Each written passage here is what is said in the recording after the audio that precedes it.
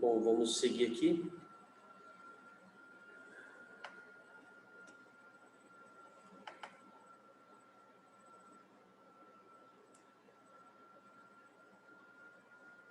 Garantia do imóvel. É isso mesmo? Falei da metragem agora há pouco. Fala da garantia do imóvel. Seguinte. Artigo 618 do Código Civil, que prevê o prazo de 5 anos de garantia. Por mais que esse artigo fala sobre segurança e solidez, a jurisprudência interpreta de maneira extensiva. Então, da data que recebeu as chaves, prazo de 5 anos de garantia, que é prazo de garantia. Não é prazo de prescrição, é prazo de garantia. Qualquer avaria, qualquer defeito no imóvel que se apresente dentro dos 5 anos de garantia, artigo 618 do Código Civil, a construtora tem que fazer o reparo. E vocês podem me perguntar, Rodolfo, mas o Código de Defesa do Consumidor tem um artigo que fala, por exemplo, acho que é o 27, deixa eu pegar aqui, que fala de serviços duráveis ou vícios aparentes. Não falando de vício oculto, vícios aparentes relacionados a bens ou serviços duráveis, prazo de 90 dias. Não se aplica esse artigo do Código de Defesa do Consumidor. Como não, Rodolfo? A gente está diante de uma relação de consumo. Teoria do diálogo das fontes. O artigo 618 é específico e claro ao tratar da garantia de 5 anos que o incorporador tem, que a construtora tem em relação ao imóvel. Tá? Então, eu vou aqui compartilhar com vocês o slide. Aqui, ó. Nos contratos de empreitada de edifícios ou outras construções, o empreiteiro de materiais e execuções responderá durante prazo irredutível de 5 anos pela solidez e segurança do trabalho, assim em razão dos materiais como o solo. Então, isso é interpretado de maneira extensiva. Então, o prazo de garantia de 5 anos previsto no artigo 618 do Código Civil da data que recebeu as chaves. Mas olha aqui, ó. Olha que interessante. O prazo é de garantia, não é de prescrição. Então, o que acontecer dentro dos 5 anos tem que cumprir o reparo. Expirado o prazo de 5 anos, que é de garantia, surge o prazo do artigo 27 do Código de Defesa do Consumidor, que diz sobre a prescrição. Então, vamos lá. Artigo 27 do Código de Defesa do Consumidor, Lei 8.078 é o Código de Defesa do Consumidor. Prescreve em 5 anos a pretensão para reparação pelos danos causados por fato do produto ou do serviço, etc. e tal. Então, o que acontece? A jurisprudência que tem se formado, isso não está uníssono no país. É importante que você, colega advogado, veja o que o seu tribunal estadual tem se posicionado. Mas aqui é o seguinte, se tiver algum reparo, aqui no estado de São Paulo, a maioria dos entendimentos do tribunal, dentro de 5 anos, prazo de garantia, que é prazo de garantia. Expirou o prazo de garantia, surge o prazo prescricional de indenização. De repente, um dano moral, um dano material, em decorrência de algum vício construtivo que erigiu-se no prazo de garantia. Ou seja, somando um com o outro, é como se fosse um prazo de 10 anos, que, mutatis mutandis, súmula 194 da STJ, prescreve em 20 anos a ação para obter do construtor indenização por defeitos da obra. Só que essa súmula, ela foi editada sob a égide do Código Civil anterior ao que nós estamos em vigor. Salvo engano, é o Código Civil de 16. Nós estamos com o Código Civil de 2002 em vigor. Portanto, a gente sabe que o prazo, a regra geral do prazo prescricional, quando a lei não prevê um prazo prescricional específico, é o prazo decenal, artigo 205 do Código Civil, 10 anos. Antes era 20, o novo código reduziu para 10. Portanto, mutatis mutandis, né? Você tem que interpretar a súmula 194 da STJ, que está em vigor. Quando fala 20 anos, leia-se 10 anos, porque o Código Civil alterou a prescrição, regra geral de 20 anos anteriormente, para 10 anos atuais, prescrição decenal. O que traz lógica, né? Prazo de garantia de 5 anos, artigo 27 do Código de Defesa do Consumidor, prazo de 5 anos de indenização. Prazo de garantia não é prazo de prescrição, 5 anos. Prazo de prescrição contados a partir do momento que expirar o prazo de garantia. De modo que dá 10 anos. Súmula 194. Vocês viram o tamanho do mercado? O tamanho do mercado? E é muito comum vícios construtivos. E para isso é importante o advogado ter ciência do prazo de garantia. Olha aqui que interessante, ó. Inicialmente, cabe observar que não ocorreu a decadência na forma invocada pela defesa. O autor não está postulando, isso é um excerto, tá? O autor não está postulando abatimento do preço ou a rescisão do ajuste por vício do produto, e sim indenização por danos materiais e morais, não sendo, desta forma, aplicáveis os prazos previstos nos artigos 26 do Código de Defesa do Consumidor ou artigo 445 do Código Civil, pois não se trata de pretensões redibitórias. A palavra redibitória é anulatória, é anular, redibir, certo? Então, não se trata de um pedido onde visa nem anular, nem o abatimento proporcional do preço. Então, por quê? Porque o artigo 26 trata dos 90 dias. De serviços e bens duráveis, prazo de 90 dias em vícios aparentes. 5 anos, artigo 618. Prazo de garantia do artigo 618 do Código Civil. Ah, mas o artigo 445 fala do prazo de 1 ano. Sim, mas quando trata sobre pedido de redibição, de anulação, anular, então, de fato, se tem defeito no imóvel, para pedir a anulação da compra e venda tem que ser no prazo de 1 ano. Eu não estou falando de pedidos de anulação, de vícios redibitórios ou pretensão redibitória. Eu estou falando de indenização por dano material, por dano moral. Eu não estou falando também de abatimento proporcional do preço. Eu estou falando de indenização. Artigo 27 do Código de Defesa do Consumidor. Prazo de prescrição de 5 anos. Só que esse prazo de prescrição de 5 anos começa a contar a partir do momento que expirar o prazo de garantia do artigo 618 do Código Civil. Computando o prazo de garantia com o prazo de prescrição, a gente tem 10 anos de indenização possível para o teu cliente, relacionado a vícios construtivos. Quase 60% dos empreendimentos imobiliários do programa Minha Casa Minha Vida apresentam vícios ou defeitos construtivos no prazo de garantia do artigo 618. E somando o prazo de garantia do artigo 618 com o prazo prescricional do 27 do Código de Defesa do Consumidor, totaliza os 10 anos, que por analogia à súmula do STJ que falava 20, pela regra do Código Civil anterior, que reduziu a prescrição para 10, temos aqui, então, os contornos, a baliza jurídica para nos confortarmos e entrarmos com a ação que for aplicável. Jurisprudência, Tribunal de Justiça de São Paulo, imóvel adquirido na planta, inexistência de decadência na medida em que o prazo do artigo 618 do Código Civil, na linha da súmula 194 do STJ, é de garantia. Ocorrido o evento danoso no quinquênio, o prazo de prescrição da ação de indenização é o decenal. Ação proposta nesse prazo. Vazamento de água, embora de pequena expressão, que se compreende no conceito de salubridade, íncito no artigo 618. Sendo incontroverso, não tem discussão, e estando documentado que o vazamento decorreu de execução da obra, não se faz necessária a produção de prova pericial de engenharia para a busca da indenização. A imposição de perícia seria, por outra ótica, demasiadamente a interferir com o direito constitucional do consumidor de ter o acesso à justiça. Dano moral que, no caso, se caracteriza em ré ipsa. Óbvio que o desembargador, ao falar sobre a questão da perícia, olvidou-se que numa relação de consumo há a possibilidade da inversão do ônus da prova. Porque a inversão do ônus da prova, o STJ já tem perfilhado o entendimento que se a prova está ao alcance do consumidor, não cabe a inversão do ônus. Ele tem que comprovar os fatos constitutivos do seu direito. Se a prova não está ao alcance do consumidor, inversão do ônus da prova. Se eventualmente a perícia, por ser cara, foge do alcance do consumidor, se tivesse perícia, o ônus financeiro do custo pericial tem que ser da consultora. Né? Não precisaria justificar dessa forma.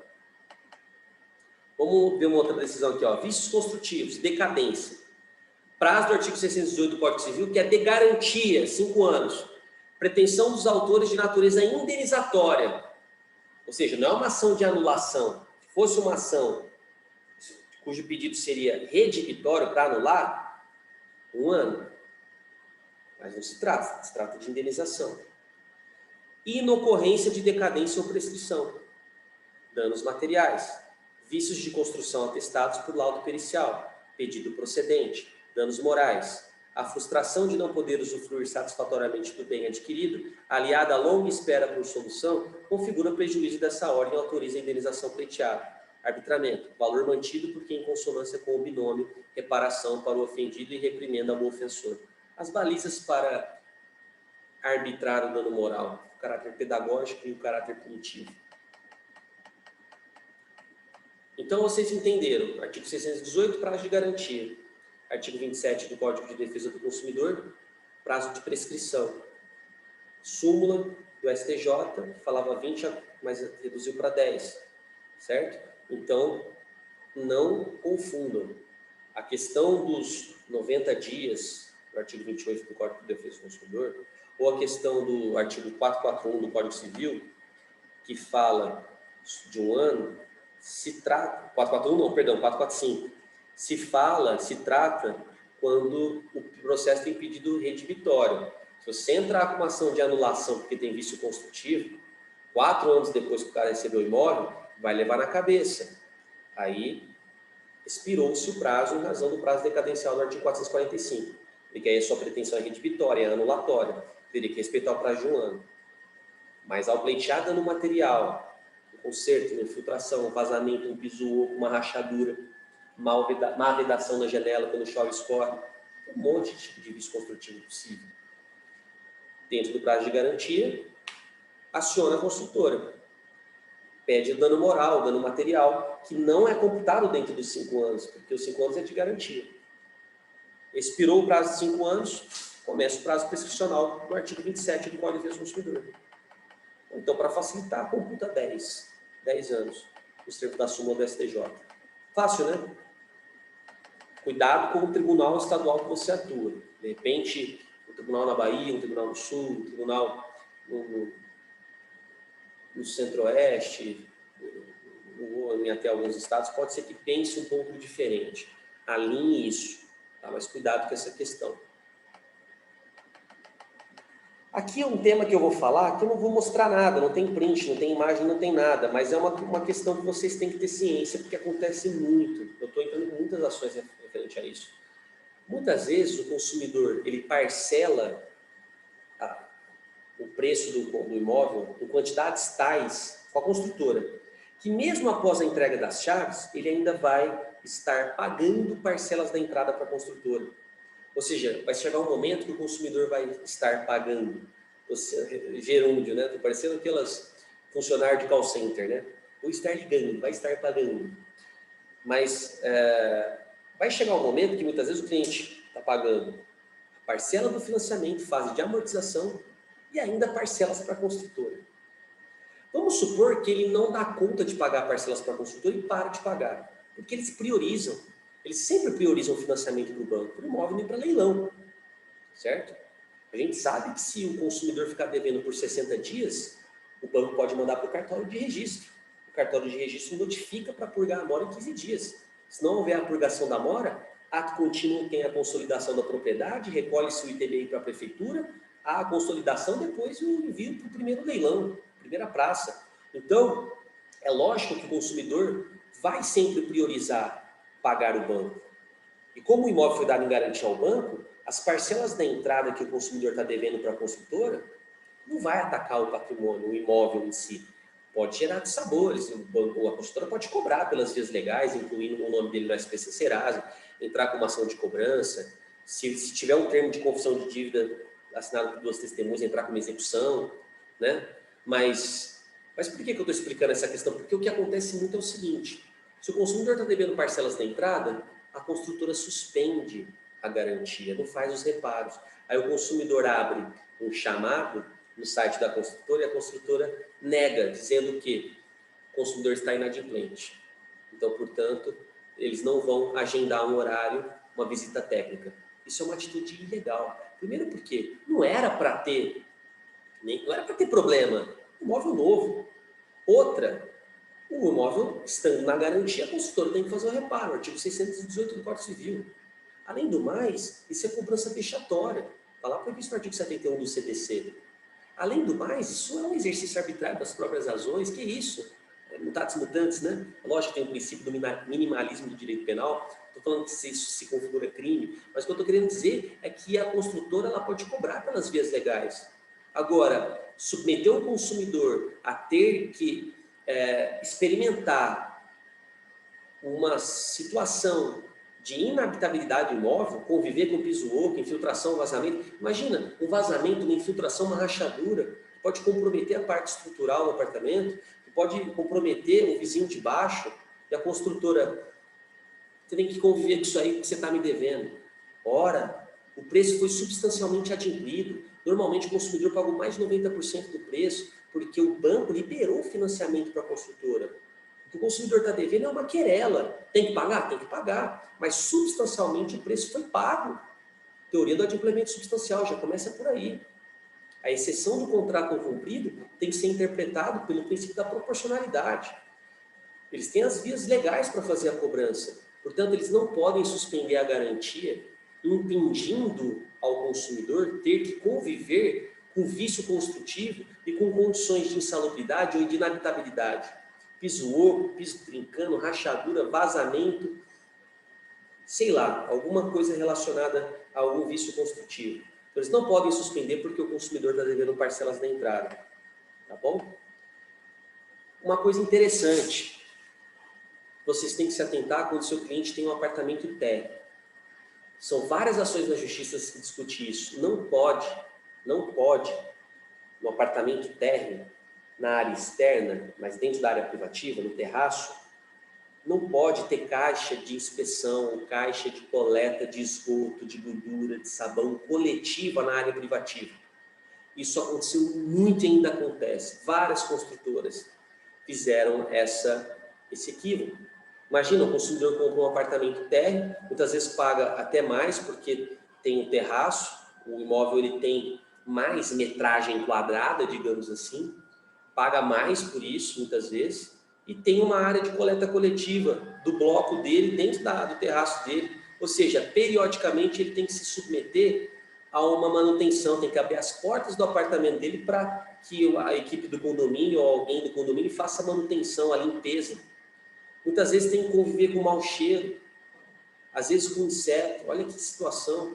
Além do mais, ele não pode fazer nenhuma benfeitoria no terraço que cubra a parte da caixa de coleta. Ele perde a autonomia dele enquanto proprietário. Se ele quiser colocar uma mesa de sinuca ali, ele não pode. Ou se pode, tem que respeitar a caixa de gordura. Se ele quiser colocar uma mesa de ping-pong, se quiser colocar uma chopeira, se ele quiser colocar o raio que o parta, seria direito dele. Colocar um sofá, uma poltrona, uma mesinha, qualquer coisa, uma rede. Ele não pode colocar nada em cima da caixa de coleta porque vai ter que ter manutenção periódica. Então ele perde a autonomia dele enquanto proprietário. É um metro quadrado que ele não consegue dispor de maneira livre enquanto legítimo proprietário. Óbvio que isso dá indenização não só por dano moral, mas dano material, perda de ativo imobiliário. O imóvel dele é desvalorizado por causa disso. E o Tribunal de São Paulo tem concedido indenizações acima de R$30 mil. Olha que ótimo processo. Muitos advogados não sabem disso. Eu tenho ações na justiça onde a gente ganha esse tipo de processo. Olha aqui, ó, não prospera o argumento da apelante, a consultora apelou, de que a instalação da caixa de inspeção de água e esgoto não está em desacordo com as normas técnicas. Não tem problema. Uma que é polêmica essa questão na literatura da engenharia civil. Tem normas técnicas que são confrontadas, mas esquece a questão de norma técnica, a gente está falando de direito do consumidor, meu amigo. Ela se sobrepõe a normas técnicas, né? Lei federal. Em primeiro lugar, porque o fato de não haver norma técnica que proíba a instalação da caixa de eletricidade ou de caixa de inspeção de água, de gordura e de esgoto na área privativa da unidade autônoma, pouco ou nada importa para a configuração do dever de indenizar, uma vez que, repita, se não houve prévia, clara e adequada informação ao adquirente a respeito da existência do dispositivo. muito menos a respeito das restrições e consequências que daí adviriam, como, por exemplo, necessidade de manutenção anual da Caixa sempre que for necessário. Considerando as circunstâncias apontadas, o arbitramento da verba indenizatória por danos morais em 15 mil e por danos materiais em 20 mil não se mostra desarrazoável. Ali, condenação de 35 mil reais. Imagina, 30% do ganho, mais honorários de sucumbência. Tá? Então, não pode ter caixa de coleta de gordura, de sabão, caixa de inspeção coletiva na área privativa do teu cliente. Então, se você atender um cliente que comprou um apartamento térreo, faça essa pergunta, verifique essa questão, porque senão você pode perder a oportunidade de entrar com uma bela ação. E tem muitos casos assim, tá bom? Vamos adiante aqui.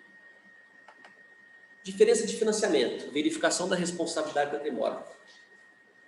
É muito fácil, e é importante que vocês saibam. Quando o consumidor assina com a construtora, pouco tempo depois ele assina com o banco. Estou falando da modalidade de crédito associativo, compra e venda de imóvel na planta, que é a regra hoje, a maioria dos casos são assim. O que acontece? Quando ele assina com a construtora, o saldo devedor dele é reajustado pelo INCC, lembra? O Índice Setorial, o Índice Nacional de Construção Civil, que quando tem atraso, tem que trocar por outro índice, porque teoricamente é um índice mais agressivo. Pois bem, o saldo dele está sendo reajustado pelo INCC. Se demorar muito para o banco liberar o financiamento, aprovar o financiamento, o que vai acontecer? Pode ser que ocorra o seguinte, imagina que o banco aprovou 100 mil para pagar a parcela mais robusta da construtora. Então, imagina o seguinte, o consumidor tem que pagar o sinal para a construtora, pagar as intermediárias e depois tem uma parcela lá de 100 mil que ele vai pegar via financiamento bancário, pelo programa Minha Casa Minha Vida ou não, mas vai pagar via financiamento. A maioria dos consumidores compram utilizando recursos de banco. É raro o consumidor ter um dinheiro à vista, né? Não é o que é mais corriqueiro. Pois bem, se demora muito para aprovar o financiamento, o saldo devedor dele vai sendo reajustado pelo INCC. Então imagina, por exemplo, que a parcela final que seria paga com dinheiro do banco seria 100 mil, demorou 6 meses, 7 meses para aprovar o financiamento, ela foi para 109, porque ela foi sendo reajustada pelo INCC. Só que o banco aprovou os mesmos 100 mil. Aí o banco aprovou 100 mil para pagar aquela parcela, que foi reajustada pelo INCC, virou 109, porque demorou para liberar e aprovar o financiamento. Isso é o que a gente chama de diferença de financiamento. Aí a construtora chama o cliente e fala, olha, o valor que o banco aprovou no financiamento, ele não suplantou o reajuste da parcela final, porque teve a inserção da correção pelo INCC. O INCC onerou a parcela, foi para 109, o banco liberou 100. Então, esses 9 mil você vai ter que pagar com recursos próprios.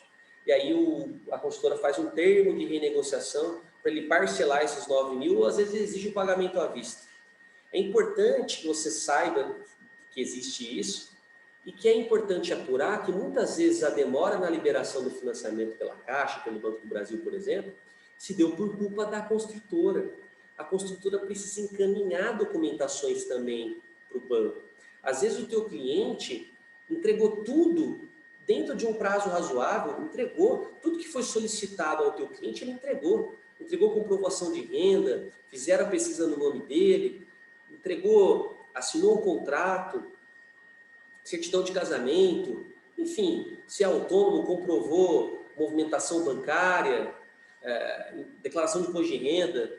O teu cliente mandou tudo para a construtora, e a construtora demorou para mandar para o banco, se equivocou, entraves administrativos por parte da construtora, ou o banco estava exigindo algum documento que era de incumbência da construtora. Então, muitas vezes, a demora do financiamento, da liberação do financiamento, que faz com que haja essa diferença de financiamento, pode ser que ela tenha ocorrido por culpa da construtora. Então, é importante que você, advogado, solicite uma prestação de contas e apure por que demorou o financiamento, se o teu cliente tinha renda, entregou a documentação, o nome dele estava limpo no SPC Serasa, estava tudo certo, já tinha uma simulação pré-aprovada. Por que demorou? Será que houve um desenquadramento na faixa do Minha Casa Minha Vida? A renda dele aumentou, mudou o ano, mudou alguma política da Caixa? Precisa apurar, mas muitas vezes acontece de ser um equívoco da construtora. E às vezes aqueles 9 mil, 10 mil, 12 mil reais de diferente de financiamento que o cliente está pagando, de repente a gente consegue a restituição, porque a demora na liberação do financiamento fez com que o saldo devedor dele aumentasse pelo INCC, a aprovação ficou estanque, o INCC reajustou, aumentou, o banco aprovou um valor menor do que ele teria que pagar de parcela final. Diferença de financiamento, termo de renegociação de dívida, apure isso, tá bom? A questão do INCC não alterado pelo IGPM ou IPCA. É importante dizer o seguinte, eu não acabei de falar que em muitos casos o cliente parcela com a construtora porque ele paga parte do preço diretamente para a construtora e financia a maior parte com o banco. Mas às vezes ele parcela em quantidades tais que vai chegar o momento que ele vai receber o imóvel, vai começar a pagar a fase de amortização, financiamento propriamente dito, e ainda está pagando parcelas para a construtora. Ou seja, por mês, seu cliente tem 2 boletos para pagar o financiamento do banco e ainda o preço da entrada para a construtora. Só que é o seguinte, muitas vezes, a dívida que ele está pagando para a construtora é muito maior do que o que deveria ser. Sabe por quê? Porque a partir do habite-se, a partir da averbação do habite-se, não pode mais cobrar INCC. Tem que alterar por IGPM ou IPCA, tem que ver como é que está no contrato.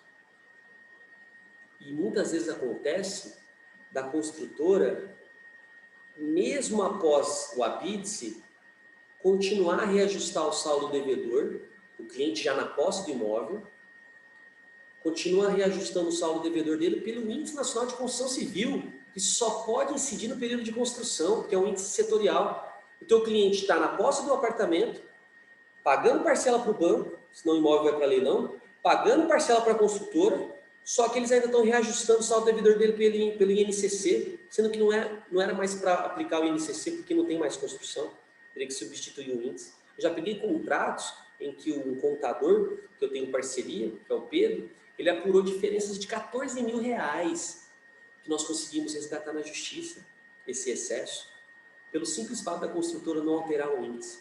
Então fique atento. IPTU e condomínio antes da emissão da posse. Muito simples, gente, muito simples. Opa, tá dando um tchutchuzinho aqui. Mas basicamente é o seguinte.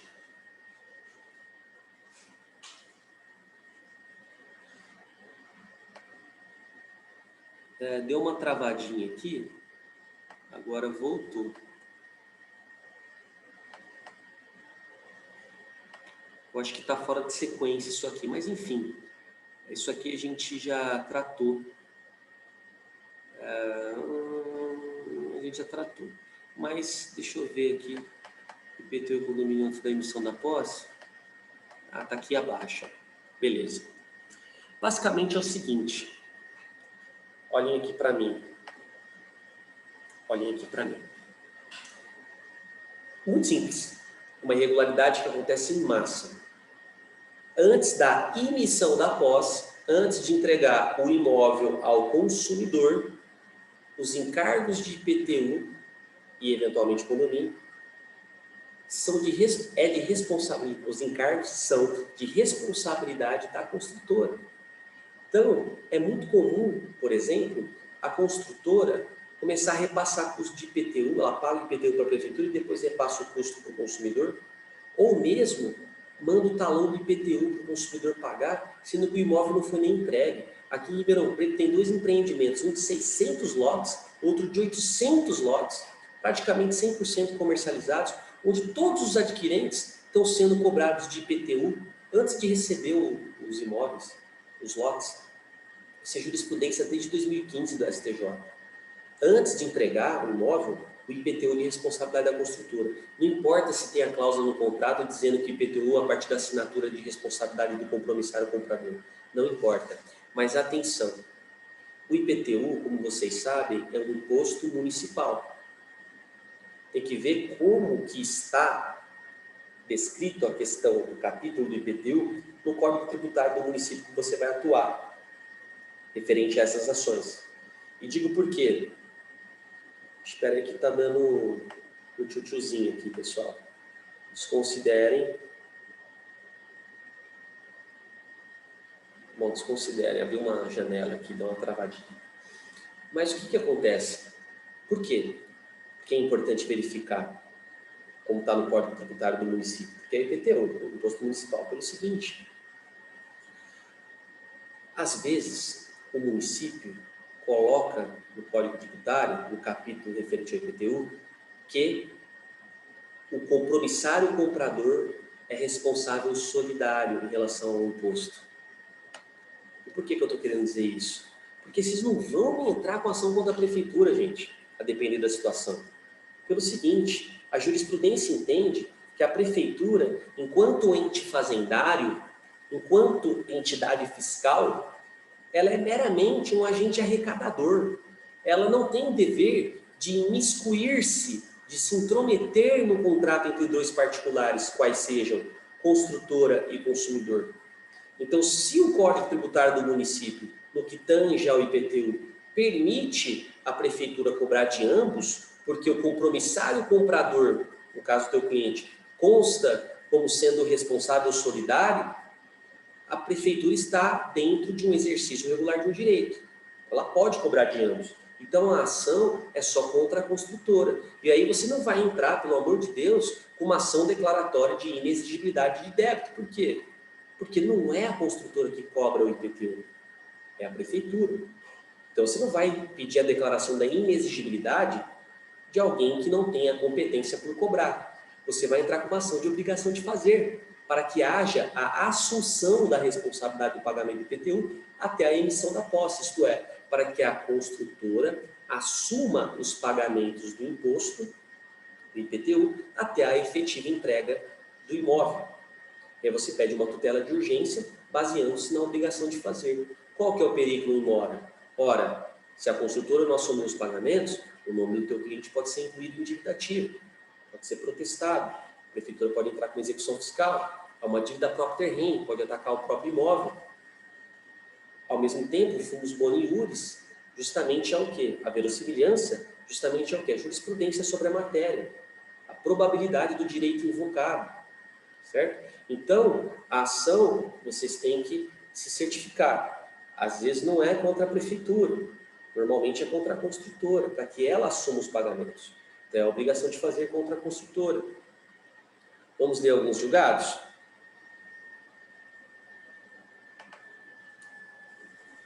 Aqui, ó.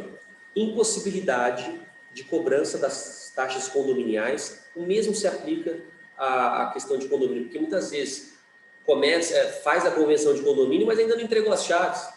E aí demora para entregar as chaves, só que já começa a repassar condomínio. Não pode. Enquanto não houver a efetiva entrega das chaves, o teu cliente não pode ser cobrado de IPTU nem de condomínio. E é um mercado gigantesco, gigantesco, tá? Literalmente milionário num único condomínio. Faz conta. Potencial de honorários de sucumbência, vezes 600 moradores, depois vezes 800 moradores, honorários de sucumbência. Mais os honorários a de êxito. Passa de 7 dígitos, passa de R$1 milhão de carteira de honorários, um curto espaço de tempo, que é uma ação julgada rápida. Então, o que acontece?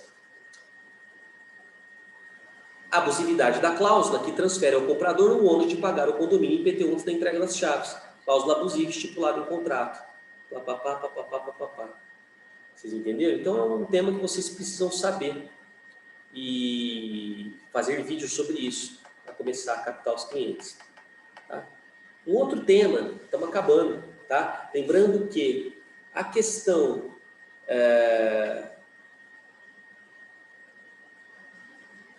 recusa da entrega das chaves, e depois eu vou falar sobre o distrato em relação à nova lei. Eu vou falar sobre o distrato imobiliário e vou tratar depois sobre um outro tema de desvirtuamento da alienação fiduciária. É denso, parece maçante, não é maçante, porque isso é um divisor de águas para vocês. E sabendo identificar essas irregularidades, depois é só saber captar. Eu vou passar o passo a passo para isso.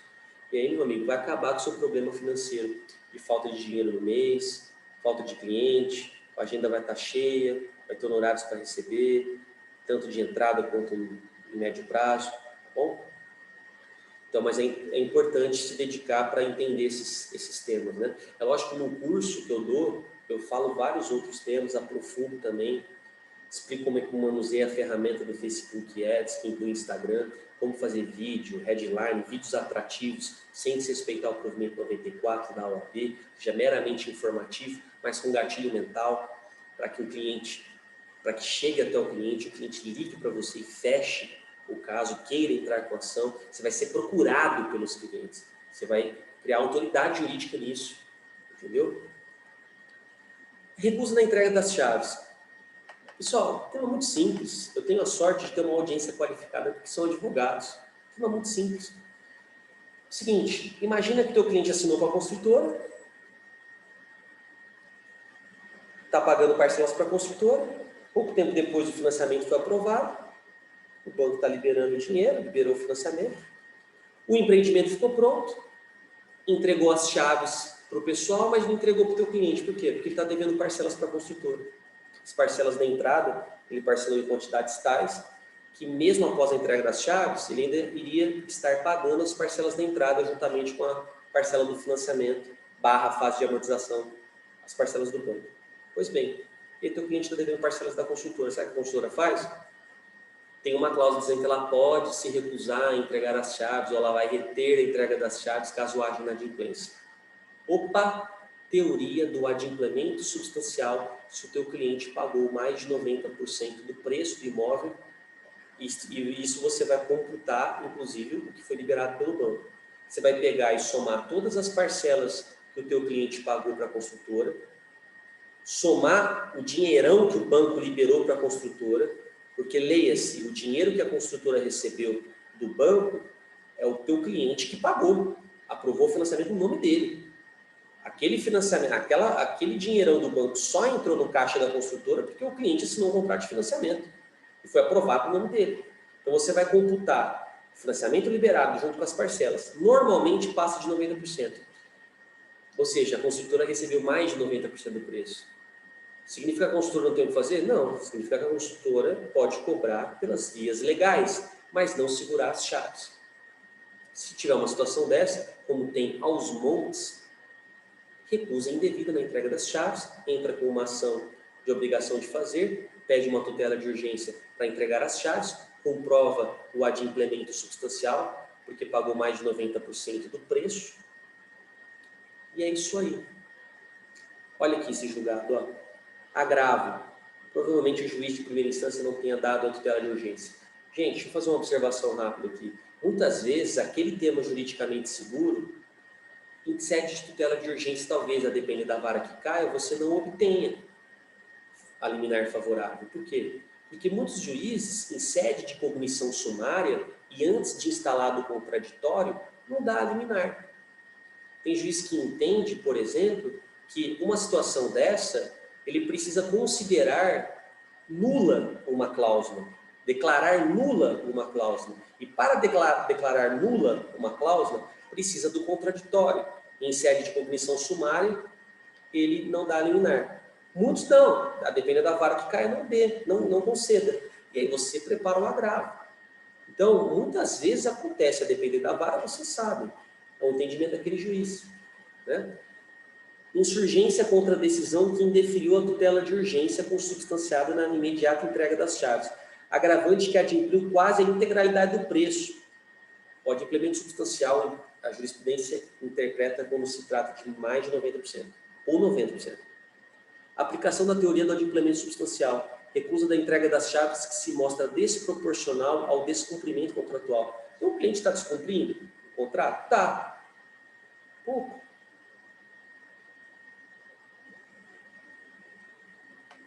Recusa da entrega das chaves do imóvel. Inquestionável o saldo devedor. A gente está devendo. Quitação, porém, do equivalente a 92,11% do preço. Só de somar a parcela do banco, que foi liberada pela construtora, vixe, já vai lá para 70, 80. Mais do que eventualmente o teu cliente pagou, normalmente passa de 90. Negativa na espécie que não se mostra razoável, observância da boa-fé contratual. Impositiva, observância do adimplemento substancial, precedentes. Viabilidade da cobrança do saldo devedor em ação autônoma, ou seja, pelas vias legais, necessária à entrega das chaves do imóvel. Assim como da documentação, tal. Então, é um tema muito interessante também que você precisa saber, porque é muito fácil de escalar. Pessoal, é o seguinte, eu vou ficar pendente com vocês para falar sobre distrato, que é um dos maiores mercados, e como é um dos maiores mercados, a rescisão, porque a advocacia ela tem algo muito positivo. Na crise, cria-se muitos mercados. E o mercado de rescisão de compra e venda de imóvel é muito grande. É um dos maiores que tem. E são ações muito rentáveis, porque a gente busca a restituição de boa parte do preço que o cliente pagou. Além da gente fazer com que o cliente pare de pagar parcelas vincendas, pedindo tutela de urgência, visando a suspensão dos pagamentos das parcelas vincendas, a gente pega a restituição do que o cliente pagou. Então, o mercado de distrato, de rescisão, é muito pujante, muito grande, principalmente em épocas de crise econômica. Portanto, eu vou ter uma aula só sobre isso, para aprofundar, porque se eu tratar aqui, ainda que com profundidade, mas meio que en passant, não vai ser o ideal. Portanto, pessoal, é o seguinte, muitos temas os que os seus clientes não sabem, você precisa saber identificar e precisa alertar. Então, é como se, por exemplo, imagina que um cliente entre numa loja querendo comprar um tênis.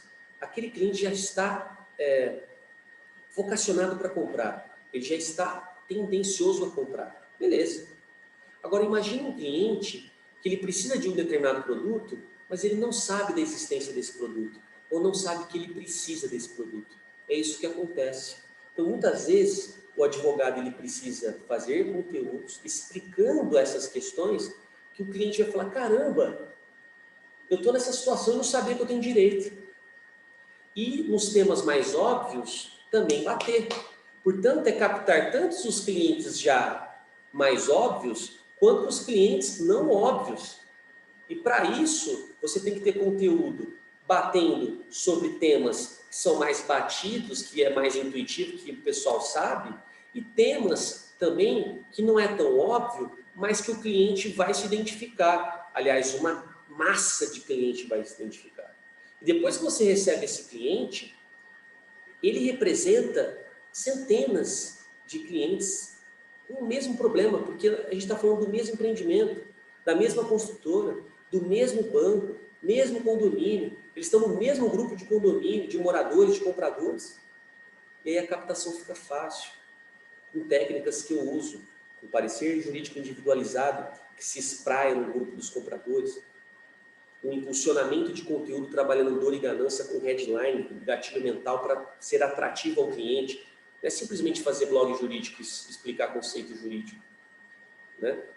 Quer um exemplo para você? Uma situação de recusa na entrega. Como que seria um vídeo bem adequado? Não é um vídeo técnico, é um vídeo falando o linguajar do consumidor. O consumidor que está devendo parcelas da entrada para a construtora, saiba que ela tem que entregar as chaves para você. Ora, você pagou mais de 90% do preço. O dinheiro que o banco liberou no teu nome foi pago para a construtora. Você pagou muito mais do que você deve. E o Tribunal de Justiça de São Paulo, ou o Tribunal do Estado X, tem concedido, tem determinado a construtora a entregar as chaves.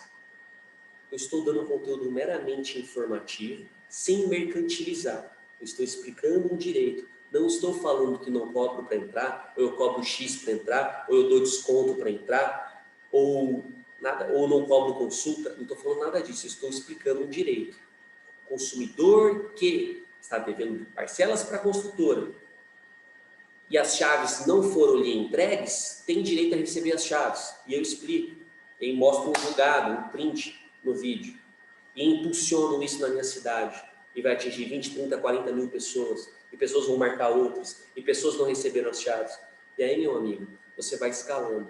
E aí, essa pessoa está em grupo de compradores, grupo de moradores do WhatsApp. E aí você consegue eliminar para receber as chaves. Manda para ele manda no grupo. É grato a você. e você manda um parecer individualizado, eles mandam no grupo. Esse vídeo eles compartilham no grupo. Então, estou dando um exemplo, tá? De técnicas de atendimento. Então é isso, pessoal. Faltou eu falar sobre o mercado de distrato, porém eu vou precisar fazer numa aula à parte que vai ser mais produtiva, tá bom? Agradeço muito o tempo de vocês e continuem me acompanhando no Instagram. Se vocês acham que a informação é relevante e possa ajudar outros colegas advogados a atuarem nesse ramo, fiquem tranquilos, tem muita demanda. Nem que você tivesse uma estrutura de uma Receita Federal, você consegue esgotar só a sua cidade. Então, se vocês acham pertinente, acham que é produtivo, agradeço e mandem, compartilhem esse vídeo com outros colegas, compartilhem no Instagram também, para a gente fazer com que outros advogados possam atuar nessa área, mudar a advocacia, mudar o problema financeiro, trazer rentabilidade, agenda cheia, dinheiro no final do mês, liquidez financeira no mês, receber volumes altos de honorários de sucumbência, honorários contratuais, formar uma carteira de honorários robusta para receber no médio e longo prazo, sem prejuízo de liquidez mensal, ter agenda cheia. Esse é o mercado, esse é o mercado. Eu duvido a vocês um mercado melhor no nosso país para atuar. Direito imobiliário voltado para o consumidor. Um abraço a vocês, é uma honra em tempos de muita